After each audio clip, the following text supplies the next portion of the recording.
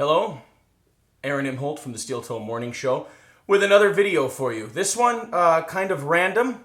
I saw something today online that really troubled me. It happened in my own backyard, and it has to do with an issue that as an entertainer and a comedian, and a guy who likes to consider himself an amateur thinker, I find very unnerving, and that is the forced mob using bully tactics to censor expression. Now, whether you agree with an idea or you disagree with an idea is fine. I see things on a daily basis that I disagree with, that I don't like, but at the same time, I would find it appalling if somebody who agreed with me tried to get that person's opinion removed from whatever forum it was placed in. I know that a private citizen doing that to another private citizen is not a violation of the First Amendment. However, it does, I think, fall under the guidelines of being a shitty person.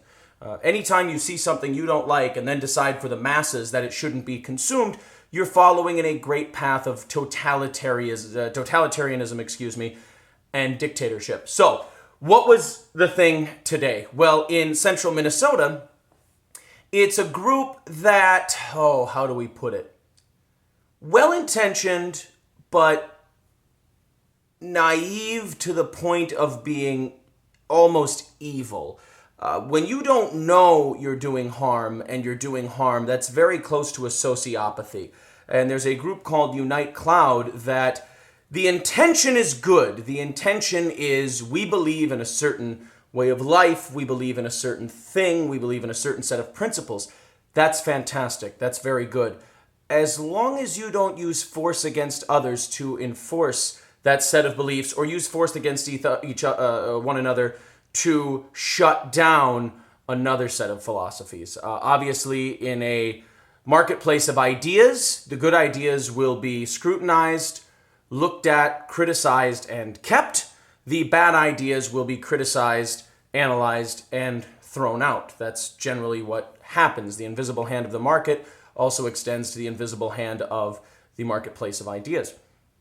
Now, the article in question, Unite Cloud used force, used their numbers, their bullying tactics, to have a man lose his ability to post op-eds or post articles in a local newspaper. It's a local free newspaper. It's not the Star Tribune. It's not even something smaller like the St. Cloud Times. It's a free paper that comes out. The man had written an article titled "White Privilege, Another Liberal Myth." And in it, he lays out what his belief is for white privilege not really being a thing, which is a discussion we could have at a later date. There is no such thing as white privilege. It's too blanket a statement.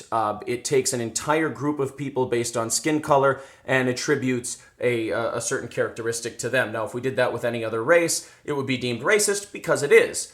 Same thing goes with white people. Again, when you have ideas or you have principles, they have to extend to everyone. We can't make it selective based on what we believe. A problem, by the way, that groups like Unite Cloud have. So the article was written. The man lays out his ideas. He lays out his thoughts in very colorful language. Certainly didn't advocate violence against anyone. Certainly didn't violate any non-aggression principle. Just laid out his ideas. Unite Cloud didn't agree with his ideas, but they deemed it hate speech. Now, this is a term we need to criticize, analyze, and cast out. Hate speech does not exist in the same way that tasty granola bars don't exist. Let me explain. Hate speech is completely subjective. What I find to be hateful, you may not find hateful. There is no rubric. There is no set of checklists that we can use to identify what is hate speech. It does not exist and is a lazy tool of a lazy mind. Certainly, you can have speech that you find shows hate for another person, but again, this is all subjective. It's just your opinion. Hate speech exists in the same way that the phrase, "all granola bars are delicious," exists. It's a completely subjective thing, and there's no way that we can actually attribute that to all granola bars, just like we can't attribute hate speech to a set of, as I said, a rubric, a checklist that you could discover. It is usually a term used when people want to censor the speech of others, and that's what happened to this man. Unite Cloud used bullying tactics, essentially. They used fascist tactics to get an article removed from the paper and get a writer and his relationship with that paper to be completely split. Now, this is not okay. This is evil. This is what George Carlin termed fascism returning with a smiley face. Unite Cloud and its leaders go like this, and they say, well, we're just here to bring people together. We're just here to spread love. Not really. You're to spread an agenda, to spread your version, to spread your way of how you feel things should be. If you were here to spread love and understanding, you would have written an op-ed the next day that would have countered what that man said. Instead, you used your numbers to get it shut down, which is the initiation of the use of force, which is philosophically immoral. It's an immoral organization in that sense when they behave that way. They also did this to my radio show. They lied about something my listeners did.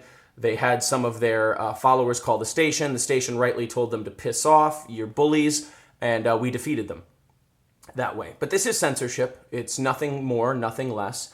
It is censorship by a mob. It's censorship by bullies. Usually throughout history, we've had to worry about the state censoring people's speech. One thing I'll say about America, unlike Canada and unlike Europe, the American government does a wonderful job of protecting speech. Boy, you can have a Klan rally next to a Black Panther rally, and I think that's a great thing. I think the fact that all of these places get a vent, all of these places allow this steam to come out the top rather than sit in and gather, and we can criticize each other's ideas. It is paramount to a free and mostly peaceful society. When you get groups of people together, when you get a mob coming out to try and silence someone, you end up not only showing your true colors, but you also create this subclass now of angry people. They feel resentment, they feel like they've been stifled, they feel like they've been marginalized, and they will end up lashing out. Groups like Unite Cloud are the reason that Donald Trump is a mainstream presidential candidate. These people who are tired of being told how to speak, how to think, how to feel, and having their speeches canceled, having their articles in newspapers forcibly removed,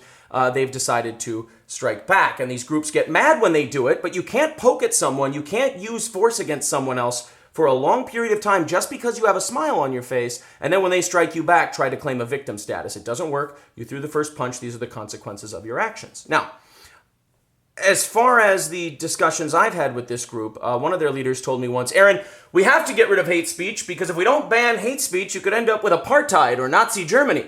Now, this is truly stupid. This is, and it's not this person's fault. They just don't read enough. They don't know enough things. Obviously, apartheid happened because you had forcible removal of ideas that ran counter to what the ruling class wanted. Sound familiar? Getting articles pulled because you said hate speech versus a slope that then leads to, well, why don't we just get rid of all speech that we don't find okay because then we'll have a more peaceful society. Yes, you'll have a fascist society. You'll have a totalitarian society. Apartheid and Nazi Germany happens when the other side is stifled because it creates that subgroup we were talking about, and it also creates a central figure, a central power that is going to deem what's okay to say and what's not. That is the most destructive thing on earth. And just because you smile when you bully someone doesn't make you not a bully. Now, these groups will say, well, all we did was write letters. All we did was call the newspaper. Yes, sure. And all a bully did was threaten to punch a kid in the face if he didn't give up his lunch money. I mean, just because you didn't punch the kid in the face doesn't mean you didn't bully him. You certainly used the threat of force, or you used numbers, you used intimidation to get someone to do what you wanted. That's bullying, that's fascism, that's completely wrong. So we have to make sure we share our ideas. As Penn Jillette once said, the only answer to offensive speech is more speech. And when groups like Unite Cloud and others come out and they bully people and they intimidate people and they force conversations underground, we get to a really dangerous place.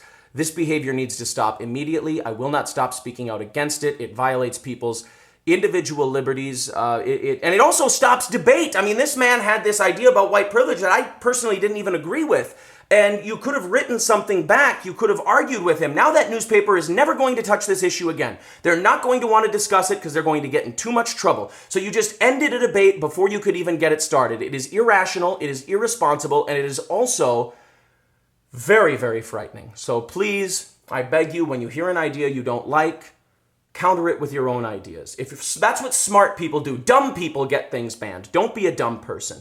Use your own brain, counter that person, create a discussion. The only answer to offensive speech is more speech. Anything else is fascism in a smiley face.